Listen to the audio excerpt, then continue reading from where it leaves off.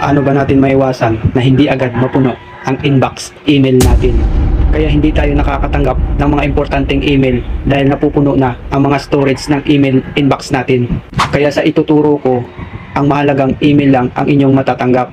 Gaya lamang ni Facebook at YouTube at iba pang website kung saan nakalink ang inyong email account. Kung hindi mo pa alam, tara, gawin na natin. Mag-open na po tayo ng ating Facebook application. Sa kanang itaas po ay pinutin po natin yung tatlong guhit. Dito naman po sa menu ay mag-scroll down lang po tayo, hanapin po natin at pinutin ang settings and privacy. Dito po sa settings and privacy sa ibaba po ay pinutin natin ang settings. Dito po sa settings ng Facebook, ang sunod po ninyo na pipindutin ay ang notifications. Dito po sa notification settings ay scroll down nyo lang, hanapin po natin dito ang email. Kapag nahanap nyo na po ay pindutin lang po natin ito. Dito po sa your email notification, kung makikita nyo po ay naka-turn on po lahat. Para po hindi mapuno ang storage email natin ay kailangan na po natin ito i-turn off. Para ang importanteng email lang ang inyong marireceive or matatanggap gaya ng Facebook at YouTube.